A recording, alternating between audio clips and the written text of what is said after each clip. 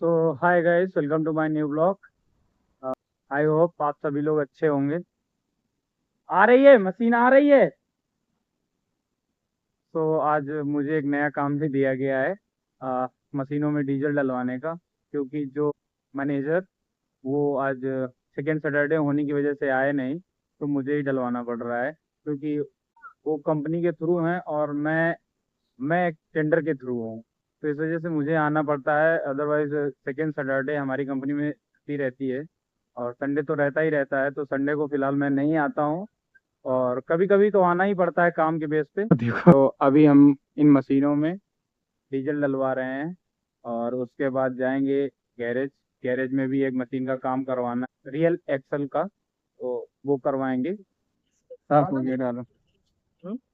तो अभी हमारे यहाँ की एक सैनी मशीन है, अभी हम डीजल डलवा रहे हैं हम। और ये भाई साहब हैं, क्या नाम है आपका भाई? अविनाश। ये है जो डीजल डाल रहा है। और इन मशीनों में थोड़ा ऑयल नहीं पड़ता है, इन मशीनों में बहुत ज्यादा ऑयल पड़ता है। मतलब एक बार में, अब बार में 400 लीटर, 300 लीटर, 250 लीटर ऐसे पड़ जाता है।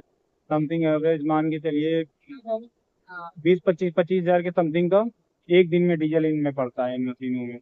और 1 घंटे के हिसाब से ये 1 घंटे में, घंटे के हिसाब से ये डीजल खाती है। 1 घंटे में 16 लीटर, 17 लीटर ऐसे ही काफी ज्यादा डीजल खाती है। तो थोड़ा केयरफुली होकर डलवाना पड़ता है साथ में रह के, क्योंकि थोड़ा सा भी इधर उधर हुआ तो डीजल मंत्री घुस जाएंगे। वैसे भी ये काम कभी कभी मुझे देते हैं मेरे थ्रू सर, जो थोड़ा ध्यान से ही करवाना होता है। थोड़ी जिम्मेदारियां होती हैं, लोग जिसको सही समझते हैं उसी के ऊपर जिम्मेदारियां देते हैं। तो मैं तो थोड़ा सा केयरफुली होकर डलवाता हूँ। यहाँ पे अभी रनिंग में जो चल रही है प्रेजेंट टाइम पे, वो 5 मशीनें चल रही हैं फिलहाल। है तो हमारे यहाँ 6 मशीनें, लेकिन 5 मशीनें जो प्रॉपर रनिंग में रहती हैं। तो बाकी तो सभी मशीनों में डलवा दिया है।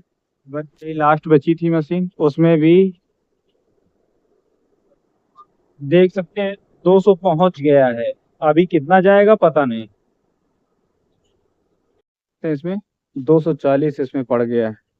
क्यों भाई साहब, कितने का?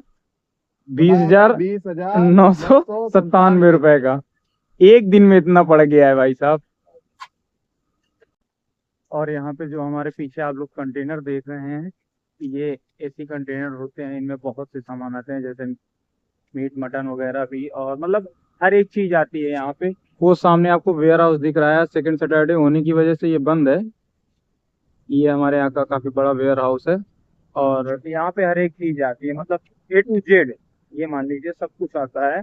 और यहीं पे ये होता है, मतलब एक्सपोर्ट इंपोर्ट का काम ही है। तो देख सकते हैं कितनी दूर तक है, मतलब देख रहे हैं कितनी दूर तक है। और ये प्रॉपर मशीनें, इन्हीं का काम ही होता है ये कंटेनर को हैंडलिंग करना, उठाना, रखना एक जगह से दूसरी जगह पे।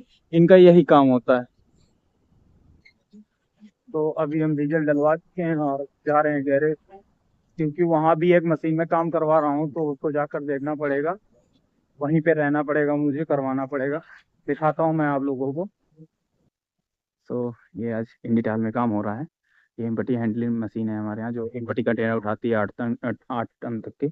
और वो जो अभी अब मैंने मशीन पीछे दिखाया बैक में, वो 45 टन तक के कंटेनर को हैंडल करती है। तो इसकी ये जो देख रहे हैं आप लोग, ये होल नीचे वाले और ऊपर वाले से ये कट गया है। तो इसको अभी पूरा एक्सल, ये वाला एक्सल निकाला जाएगा पूरा। निकालने के बाद तो इसको खोलने के बाद इसमें काम किया जाएगा, पूरा एक्सल बाहर निकाला जाएगा रियल साइड का। और उसके बाद इसकी कटिंग की जाएगी। कटिंग करने के बाद वेल्डिंग से मेटल भरा जाएगा। मेटल भरने के बाद पेंसिल ग्राइंडर ब्लेंड किया जाएगा। फिर इसमें न्यू वायरिंग लगेंगी। न्यू वायरिंग लगने के बाद न्यू पिन भी लगेंगी। फिर इसको दोबारा से फिटिंग किया जाएगा। समथिंग ये आज तो हो नहीं पाएगा, शायद कब तक भी इसको खींचना पड़ेगा, क्योंकि काम काफी ज्यादा है। वैसे तो बताने में कम लग रहा है, लेकिन जब करना पड़ता है तब ज्यादा होता है। तो अभी इसमें टाइम तो लगेगा ही लगेगा। ये देखो भाई साहब, पूरा एक्सल खोल दिया गया है। इसका ये होल रिपेयर करवाना है, बस यही होल ही है जो प्रॉब्लम कर रहा था। देख रहे हैं ये पीछे से पूरी खाली हो गई है, इसका पिछवाड़ा निकाल लिया गया है। हाँ, क्या कह रहे हो रियाल? नहीं, रखा रहने दो, कोई दिक्कत नहीं, अभी ये सामान यहीं पे रखा रहने दो, अभी काम हो रहा है ना। सो अभी इसको धुल के रखा गया है, अब इसमें काम स्टार्ट होगा वेल्डिंग वर्क का। सो गाइस, ये सोने के बुश हैं। मजाक कर रहे हैं। ये बुश पीतल के आते हैं जो कि लगाए जाएंगे उन्हीं जो 4 होल थे उसी में। सो ये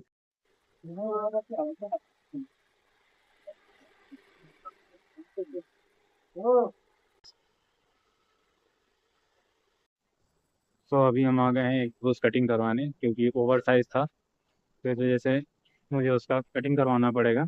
अभी मशीन में ये फिटिंग कर रहे हैं।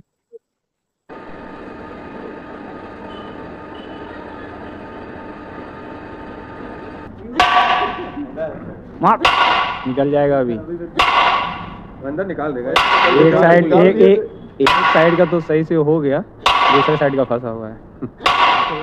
पहले ठोक के अंदर की फिर उसको निकालने। पहले ठोक ठाक के अंदर कर दिया, अब निकालने की कोशिश में है।